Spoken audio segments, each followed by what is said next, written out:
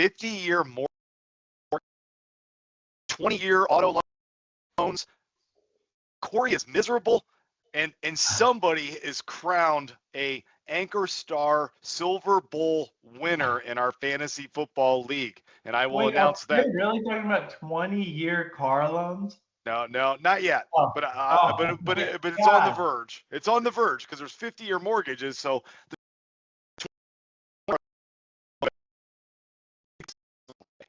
we'll cover these topics.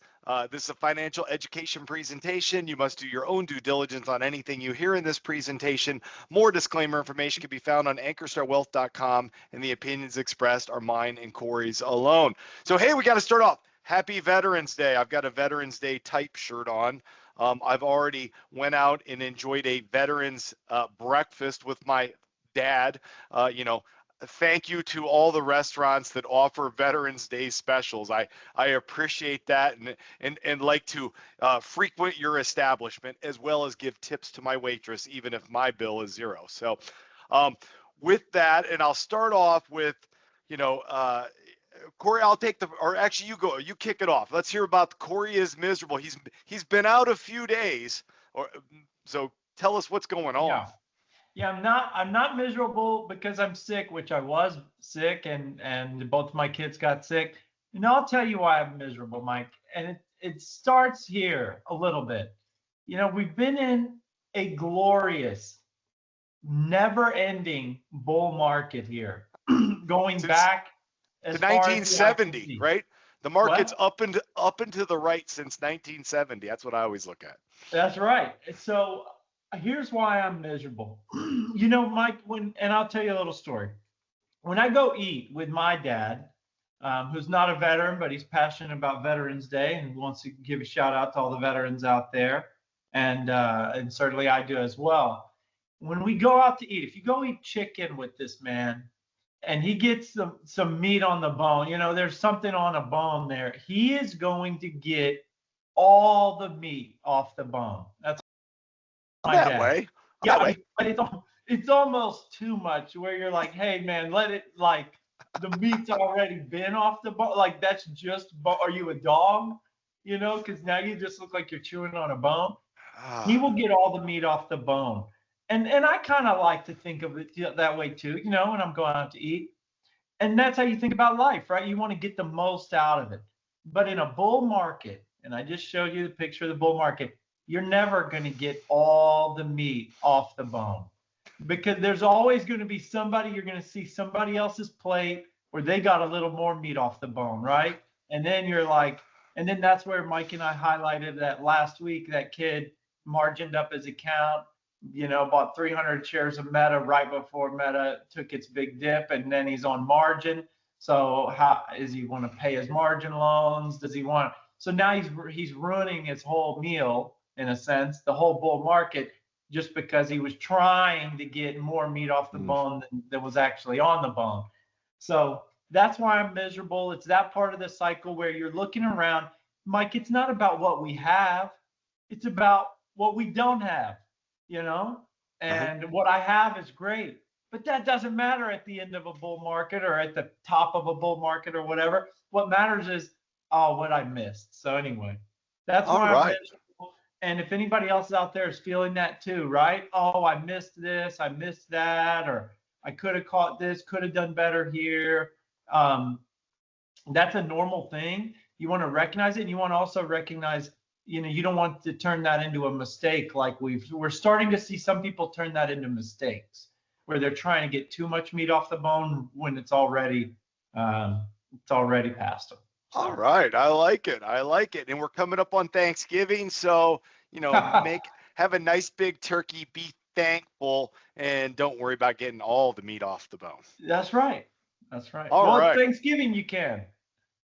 Well, let me take us to, I saw this article, and I know there's not a 20-year car loan yet, but some of you may have seen 50-year mortgages, at least being talked about. And my initial reaction when I saw 50-year mortgages, who lives in their house for 50 years? Not very many people, certainly not to pay a mortgage for 50 years.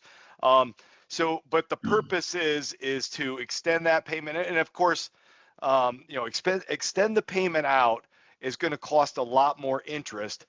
But part of the reason is that money that, especially if it's I assume a 50-year mortgage is a fixed interest rate at a fixed loan, and if dollars go down in value, I could make an argument that a 50-year mortgage is a viable product.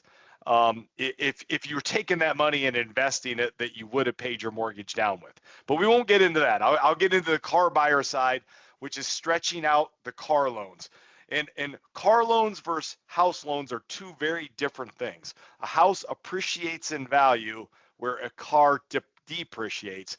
And having a wife who was worked in the automotive industry in car sales, a lot of people come in with their cars underwater on their previous loan. So what that means is they took out a loan of, let's just say 5, 6, 7 years, and they come in 2 years later and say, hey, I want to trade my car in, I want to get 30,000 out of it, but they owe 40,000 on the loan. Therefore, they're underwater, and it's hard to get them a new loan.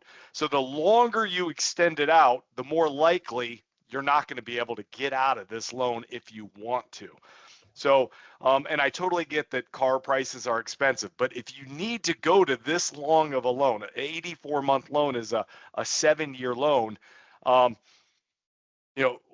is the car gonna last 7 years? And most cars do. If you bought a brand new car, at least a reputable one, it should last 7 years. But here's the question: in that 7th year, do you want to be paying, I'll just making it up, $700 a month for a 7-year-old car? That's kind of hard to stomach. So anyways, these loans are up to 22% of them are 7-year loans. As far as higher total cost, you end up paying a lot more in interest. So very different than a house loan where a house appreciates, a car depreciates. And this is a concern that it's kind of like the automotive industry can sell cars now on this kind of loan, but it's going to affect them 4 and 5 and 6 years later when that person can't buy another car. So it's kind of like they're taking the money now, but and who knows whether they're even thinking about it, but later on this will affect them. Corey, what do you think? Would you ever take a 7-year car loan? No, we pay cash for cars, which actually really hurts, and we did that this year. So that hurt, not fun, but we did it. We pay cash for it. Now, Mike, would it be, if somebody's in a situation where they're even having to entertain like an 84 months, would it not be better to go the lease route for a few years? Well, yeah, I'm going to give you my impression in leasing, and I used to walk. I've never dabbled in it. I've only leased one vehicle in my life. Leasing means you're kind of renting the first 3 years of the car, and you're getting it brand new. You're experiencing max depreciation, because that's the first few years is the max depreciation. If someone's really hurting to buy a car, I'd say buy a used car. And you're not going to get an 84-month loan on a used car. This is most likely only on new cars. You can't lease a used car either. That's only a new car. I would not recommend leasing unless leasing is for people that can really afford it, because you're buying the first 2 to 3 years of a car, and then rolling it over and buying another 2 to 3 years. So, but Mike, my thing is, like, my last truck lasted 8 years. Yep. And if you're on a 7-year lease, just assuming the car lasts 7, 8 years, I don't think there's such thing as a 7-year lease. I think leases are generally, I don't know. I mean, it's been a while since I looked. No. What I'm saying is, though, 7-year loan. You're basically renting it by buying it, because like my truck, again, it died after 8 years, and if you have a 7-year loan, then you've basically rented it for 7 years, and then as soon as you paid it off, it's dead. Yeah, that's that's a way of looking at it. Yeah. All right, so let me take you to what everybody's waiting for. It's Elimination Tuesday. So what teams have been eliminated? So today we'll cover No Regrets, which is Hal's team in the Western Conference. The Western Conference had more teams, so there's still like 5 teams left, but Hal's team is not one of those teams because he has been eliminated. So looking at Hal's team's performance, had one superstar, Devon A-Chain, or however you pronounce his name, did great. Hey, Devon A-Chain, I'll tell you what, Mike, and you can see it in there a little bit. That's the guy right there, Devon A-Chain. Well, that's the guy Jimbo that just Fisher would have just handed him the ball 25 times a game at A&M. Jimbo Fisher would probably still be a coach. But oh my gosh, I didn't even know A-Chain was a Texas A&M grad or attendee. I'll tell you, Mike, I don't know if you like watching football, but if you want to see the most beautiful thing I've ever seen in football world, I mean, I've seen some beautiful things, but Devon A-Chain's high school highlights are otherworldly. Okay. Mike, have you ever, he looks fast in the NFL. I mean, I'm telling you, these high school highlights are just absurd, totally absurd. And he was a sprinter at A&M. While he was at A&M, he was on the track team, and he was really good. I'll have to check him out. Honestly, Devon A-Chain could walk up to me in the street. I would have no idea who he is. So you probably would be surprised how small he is. Other than he's just a little bit faster than me, just a little bit. It's crazy. So Hal, the rest of Hal's players, people like Saquon Barkley, Derrick Henry, Justin Jefferson, they all underperformed. So how do you tie this to a stock market or investing lesson? If most of your holdings underperform, but you have one shining star like Devon A-Chain, your portfolio will still not be that good. I mean, one stock or one investment that you're like, wow.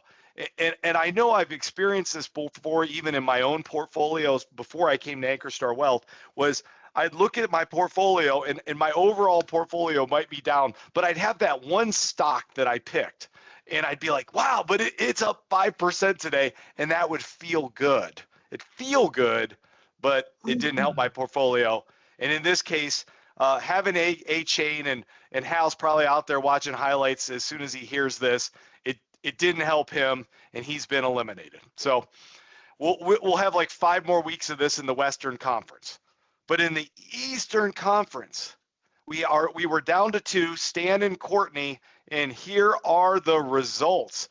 I'm going to show you Courtney's team, which has been eliminated. Actually a very solid team. He actually had a star too, Jamar Gibbs, go off. Wow. And overall, he did really, really well.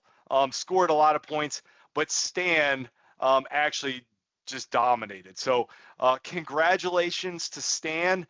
Your Ankerstar Silver Bowl will be coming soon as I get it in the mail. I will present it to you. And thank you, Courtney, for doing a great job as well. Courtney was picked to lose. He was like the bottom pick for like 6 weeks in a row. And each week he lasted and lasted and lasted all the way to the finals, and he just couldn't hold on anymore. So congrats to Stan. And we'll continue to give updates on this. So, and one other, minor bit of news. It looks like the government shutdown is almost over. The Senate passed whatever, they got agreement, 60 of them, to get that through, send that back to the House. So, stay tuned, but the longest shutdown ever is almost over. Anything else for us today, Courtney? That's it. Have a great day, everybody. All right. Thanks, everybody. Bye.